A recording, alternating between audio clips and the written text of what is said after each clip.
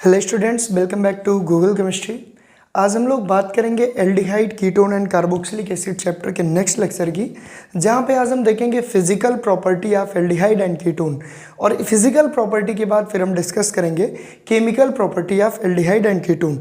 इसके पिछले लेक्चर में हम लोगों ने डिस्कस किया preparation of aldehyde, preparation of ketone. तो आई होप वो सारी चीज़ें आपको क्लियर हुई होंगी। तो आइए डिस्कस करते हैं properties of aldehyde and ketone. और इन प्रॉपर्टी में जो पहली हेडिंग है वो हमारी क्या है प्यारे बच्चों? फिजिकल प्रॉपर्टी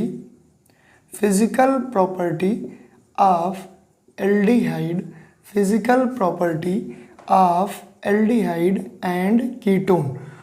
तो आइए देखते हैं कि कैसे कैसे इसकी फिजिकल प्रॉपर्टी है या कौन कौन सी फिजिकल प्रॉपर्टी हम लोगों को पढ़नी है। प्यारे बच्चों, अगर हम आपसे बात करें सबसे पहले इनकी फिजिकल स्टेट की, तो मैं आपको बताना चाहता हूँ कि जो हमारा फॉर्मल्डिहाइड होता है, जिसका फार्मूला होता है HCHO। तो क्योंकि इनका मॉलिक्यूलर मास कम होता है और जिसका मॉलिक्यूलर मास कम होगा उसके बीच में वांडरवाल अट्रैक्शन भी कम होगा, और जब वांडरवाल अट्रैक्शन कम होगा तो 100% जो है वो किस स्टेट में आएगा? वो गैस स्टेट में एग्जिस्ट करेगा। तो जो हमारा फॉर्मल्डिहाइड है, इसको अगर हम IPSC नोमेनक्लेचर में कहें, जो हमारा मीथेनॉल है, ये हमारा गैसियस फॉर्म में एग्जिस्ट करता है। क्यों भाई? क्योंकि मैंने आपको क्या बताया?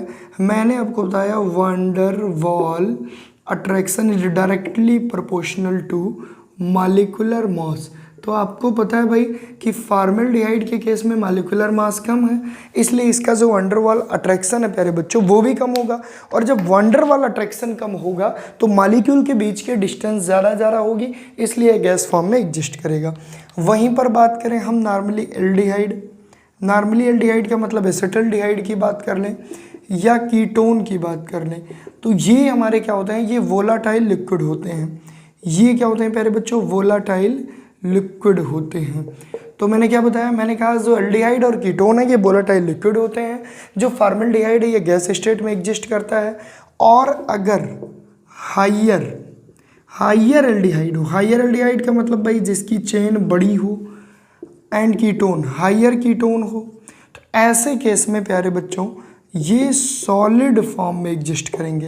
तो बहुत सिंपली हम समझ सकते हैं कि मॉलिक्यूलर मास जैसे जैसे बढ़ेगा वांडरवाल अट्रैक्शन वैसे वैसे बढ़ेगा।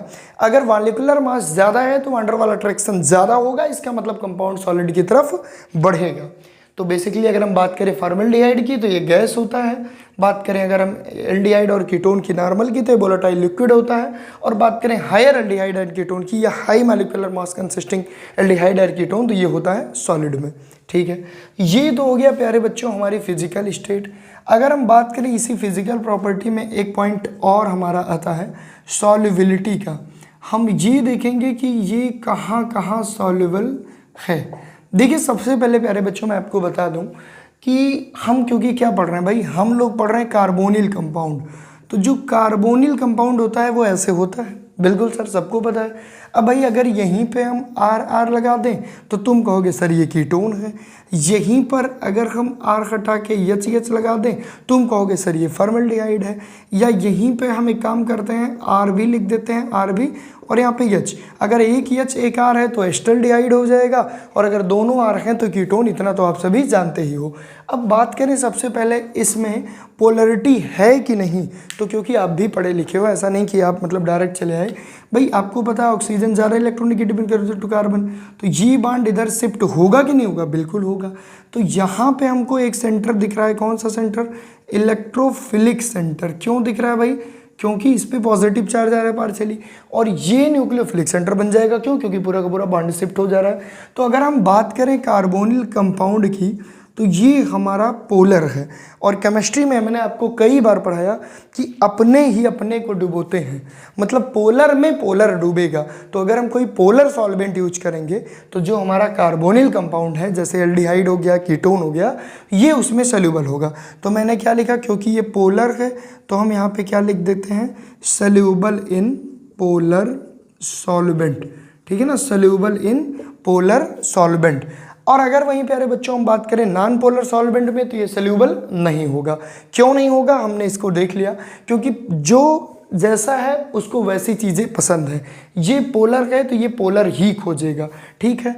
और एक प्रश्न बनता है कि भैया ये वाटर में क्यों सोल्यूबल है। कई बार क्वेश्चन पूछा गया है कि व्हाई कार्बोनिल कंपाउंड, मैं यहाँ पे दिखा दे रहा हूँ, why carbonyl compound are soluble in water.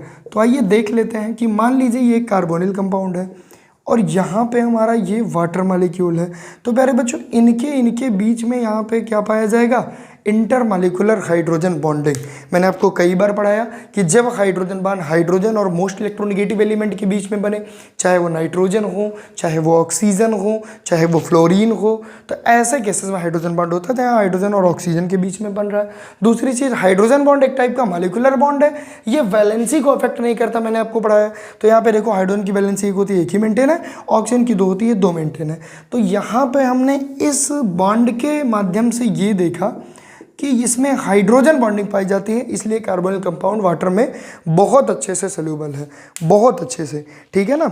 दूसरी चीज़ भाई, वाटर भी तो हमारा पोलर सोल्यूबल है, वाटर भी तो हमारा पोलर सोल्यूबल है, तो क्योंकि ये कंपाउंड ही पोलर है तो उसमें सोल्यूबल होना इसका लाजमी है। अच्छा, अगर प्यारे बच्चों जो हमारा एल्डिहाइड या कीटोन है, इसमें जो कार्बन की चेन है वो लंबी होती चली जाए, जैसे मान लो अगर हम ऐसा सीन लिख दें, CH3 CH2 CH2, यहाँ पे C और यहाँ पे H और यहाँ डबल बॉन्ड O, और फिर मैं पूछूं कि प्यारे बच्चों ये पोलर है कि नॉन पोलर है, या ये पोलर सॉल्वेंट में घुलेगा कि नॉन पोलर में। तो सबसे पहले तो तुमको ये समझना है कि जो पोर्शन इसका बड़ा है ये पूरा का पूरा NP का मतलब नॉन पोलर है, क्योंकि कार्बन कार्बन के बीच में तो पोलरिटी है नहीं भाई, लेकिन जो पोर्शन छोटा है यहाँ पे पोलरिटी है, तो ये नॉन पोलर में सोल्यूबल हो सकता है, या ये पोलर में अनसोल्यूबल हो सकता है, इनसोल्यूबल हो सकता है। तो आप बात को समझिए, बात ये है कि भैया पोलरिटी जहाँ ज़्यादा है वो पोलर में घुलेगा, लेकिन अब यहाँ पे नॉन पोलर ज़्यादा हो गया, चेन बड़ी हो गई, इसलिए ये नॉन पोलर में घुलेगा, ये पोलरिटी प्रोड्यूस नहीं करेगा। तो ये रहा all about physical property of aldehyde and ketone. यहाँ से 3 ही कॉन्सेप्ट बन पाए हैं, एक वाली ये लाइन जो आपको नोट्स के माध्यम से मिल जाएगी, दूसरी ये कि कैसे ये वाटर में सोल्यूबल है, तीसरी ये मैंने बता दिया कि फॉर्मल्डिहाइड गैसियस स्टेट में, aldehyde ketone volatile liquid state में, एंड फर्दर जो हाइयर एल्डिहाइड और कीटोन है वो सॉलिड स्टेट में। तो ये रहा फिजिकल प्रॉपर्टी। अब हम डिस्कस करते हैं केमिकल प्रॉपर्टी।